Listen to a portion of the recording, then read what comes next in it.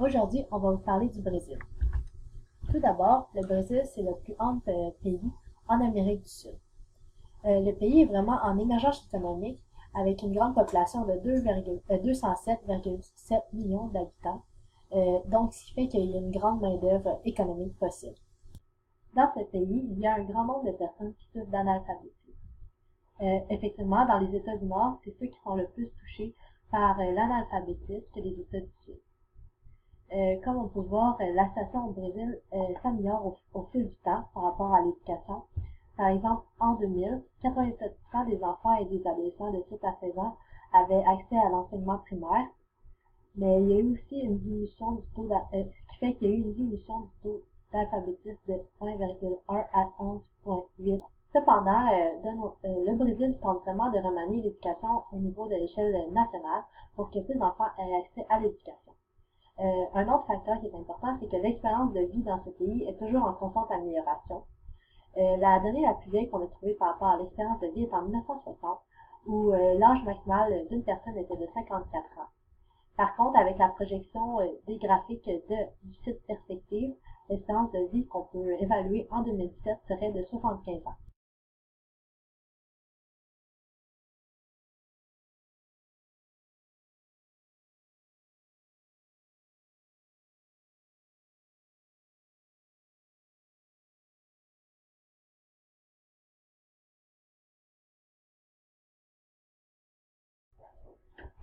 Euh, non, ça va.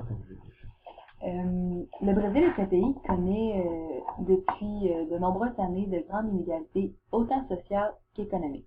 Comme on peut le voir sur l'évolution du coefficient de Gini, en 1990, le pays avait un coefficient très élevé par rapport à en 2015. C'est à partir des années 2000 qu'on voit une bonne diminution de la courbe du coefficient Gini. On peut expliquer cette diminution. On peut expliquer la diminution du coefficient de Gini à partir des années 2000 par le fait que le prix des matières premières ont fortement augmenté, ce qui a relancé l'économie du pays. Il y a eu aussi l'entrée du président Lula, dont ce dernier a fait beaucoup de politiques pour améliorer la pauvreté et les inégalités dans son pays, ce qui explique que la courbe descend énormément. C'est que les répartitions entre les riches et les pauvres ont diminué par le fait que le pays avait beaucoup plus d'argent, que le gouvernement a essayé le plus possible de répartir l'argent entre les riches et les pauvres. Comme je viens de le dire, au début des années 2000, le pays a une forte croissance économique qui est due surtout à l'augmentation des prix des matières premières. Grâce à leur croissance économique, actuellement, le pays se situe au 11e rang en termes de puissance économique. Mais par contre, le pays se place dans la 73e position en ce qui concerne l'IDH, l'indice de développement humain. Dans le graphique ci-dessous, on peut voir qu'en 1990, l'IDH était très faible si on compare aux années 2015. L'amélioration de l'IDH est expliquée de la même façon que la diminution des inégalités. L'entrée du président Lula et son gouvernement qui apporte des nouvelles politiques sociales et économiques ont fait que l'IDH a augmenté, ainsi que l'économie, vu que l'économie roulait mieux, c'était plus facile d'évoluer sur l'indice de développement humain. Malgré qu'on peut voir une forte augmentation de 1990 à 2015, encore aujourd'hui, en 2017, 50 millions des 207 millions d'habitants brésiliens vivent dans l'extrême pauvreté de moins de $2 par jour. Une autre inégalité qui est importante d'aborder au Brésil, c'est l'inégalité raciale. Le Brésil est un ancien pays esclavagiste et les Noirs au Brésil vivent énormément de racisme, autant dans les endroits publics que dans l'éducation, dans le travail et dans la santé. Alors, tabarnak. Malgré les grandes inégalités raciales au Brésil, c'est à partir de 2000 grâce au programme de valorisation culturelle, on remarque un grand changement dans la société. Le racisme est beaucoup moins toléré dans l'espace public et les Noirs ont plus de facilité à atteindre la sphère publique, comme l'école puis les sphères de travail. Les inégalités se réduisent, mais il reste quand même une bonne réalité. La population noire avec un niveau d'éducation supérieur a presque quadruplé de 1995 à 2015. Elle a passé de 3,3% à 12%, ce qui est une bonne amélioration, mais si on compare à la population blanche, le taux de scolarisation universitaire est de 25,9%. Bref, on peut en conclure que le Brésil s'est fortement amélioré dans son idéage, dans son coefficient de Gini, dans sa pauvreté, dans ses inégalités raciales et économiques, mais il reste quand même à avoir un grand chemin à faire pour rattraper l'écart entre leur puissance économique et la pauvreté et les inégalités dans son pays. Le Brésil est un pays émergent qui s'impose comme la 6e économie mondiale et qui tente par tous les moyens de se hisser dans la liste des pays industrialisés. Avec une économie ouverte, le Brésil a malgré tout orienté son économie vers l'exportation des produits agricoles et énergétiques, étant donné bon nombre de matières premières à leur disposition. Les sols fertiles ont été bénéfiques dans leur lancée sur le marché international. D'abord, en 1962, le café était à l'origine de 49% des exportations du pays, suivi de plus ou moins près par le coton à 9,2% et le minerai de fer et ses concentrés à 7%, ainsi que la canne à sucre et le bois de conifère à égalité à 3,5% des exportations. Il faut dire que le Brésil détient un avantage absolu sur les autres pays pour la production de café étant donné la main-d'œuvre peu chérante et bon nombre de terres destinées à cette production. Comme on voit dans le graphique qui est ci-dessous, la production de café a connu ses variations, mais depuis 1995, on voit quand même une constante évolution qui va jusqu'à 1750 milliers de tonnes de café. Comme nous voyons sur le graphique ci-joint, la production de café en milliers de tonnes augmente par décennie. Par contre, les exportations diminuent, ce qui signifie que leur économie se diversifie de plus en plus, étant donné la diminution des exportations par rapport à l'augmentation de la production de café. Comme je viens de mentionner, les exportations de tonnes de café ont augmenté. Par contre, l'exportation de café prend moins de place dans les exportations totaux du pays, ce qui s'explique par la diversification dans l'économie brésilienne. En 1992, ils investissent dans d'autres secteurs, tels la confection de pièces de voitures, les machines à moteur, ainsi que la manufacturation de chaussures. L'énergie est également au programme d'action économique entrepris par le Brésil. L'extraction du pétrole et les forages dans les mines font maintenant bien partie de leur production. Pour ce qui est de la production de soya au Brésil, depuis 1970, le soya s'est intégré dans leur économie, puis a connu une constante progression depuis ces années, mais c'est surtout à partir des années 2000 que leur expansion s'est faite de façon phénoménale.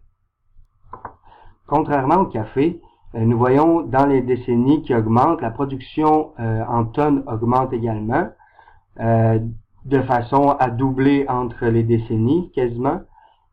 Par contre, leur exportation, le pourcentage des exportations dans l'économie augmente elle aussi, contrairement au café qui diminuait. Donc, nous pouvons expliquer cela par vraiment une exportation accrue, un marché, une économie qui prend énormément de place dans le secteur agricole. Pour ce qui est du pétrole, nous voyons qu'à partir de 1965, la production par jour est très basse. Ça va jusque dans les années 1980, où il y a un léger décollage. Par la suite, ça ne cessera d'augmenter jusqu'à aujourd'hui, en fait. La production de barils de pétrole s'effectue à environ 2500 par jour. 2500 000 par jour. L'augmentation de la production de pétrole est liée directement à l'augmentation du prix des matières premières qui s'effectue au niveau des années 2000. Si les exportations agricoles du Brésil ont augmenté depuis 10 ans, c'est à cause du progrès dans leur production et leur réseau de transport, distribution, ainsi que plusieurs progrès technologiques. L'efficacité générale de ce secteur de l'économie a fait en sorte que le Brésil exporte 42% de leurs produits agricoles et n'en importe que 6. En bref, les exportations de café ont largement augmenté depuis les années 60. Le soya, qui constitue maintenant, aujourd'hui, en 2017, une forte partie de l'économie dans le marché brésilien. Donc, c'est pour cela qu'on peut dire que les produits agricoles font partie des spécialisations brésiliennes, ainsi que le pétrole et les produits miniers qui sont en constante augmentation, et sans parler de la déforestation brésilienne. Au cours de son histoire, le Brésil, l'un des pays les plus puissants d'Amérique du Sud, connaît plusieurs crises économiques et politiques. Le pays est confronté à certaines crises majeures. Dans cette partie du travail, moi je vais traiter notamment la crise du pétrole de 1979 et comment cette crise-là, à la fois économique et sociale, va influer sur le pays dans les années suivantes. Enfin, il sera question de la récente crise économique de 2016 qui touche le Brésil. Ce qu'il faut savoir, c'est que la première crise du pétrole de 1973 à 1974, c'est vraiment le premier événement qui vient donner un coup à l'économie du Brésil. Cette première crise-là, elle est marquée par une hausse de la facture d'énergie importée au Brésil, une hausse tellement forte en fait que la facture est 4 fois supérieure à la normale. Comme on le voit dans le graphique sur l'évolution du PIB, on remarque une décroissance du PIB à partir de 1974. Excusez-moi, pas à partir de 74, mais à partir de 79. En plus de la récession mondiale de 1975, pour continuer à s'approvisionner en biens importés indispensables à la population, le pays n'a pas le choix de s'endetter. Avec ces emprunts-là, la dette extérieure du Brésil passe de 9,5 milliards de dollars en 1972 à 55 milliards de dollars en 1980. C'est seulement en 1979 qu'arrive la seconde crise du pétrole. Bien visible sur le graphique, on voit une diminution nette du PIB à ce moment-là. À ce moment-là, le prix du pétrole, il double et le pays n'arrive plus à rembourser ses dettes. Plus que ça, le prix des importations augmente et le taux d'intérêt augmente aussi. Conséquence de tout ça, les prêts internationaux passent de 6,5% en 1977 à 19% en 1980.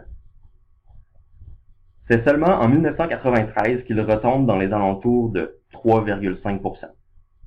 Mais vraiment, ce qui donne un coup de poing au Brésil, c'est que les dettes sont libellées en dollars. Cette devise-là, elle va s'apprécier jusqu'en 1985. Avec cette situation-là, le déficit brésilien va seulement s'améliorer à partir des années 2000. En 2003, avec l'arrivée au pouvoir de Lula da Silva, ça marque un tournant majeur de l'économie brésilienne.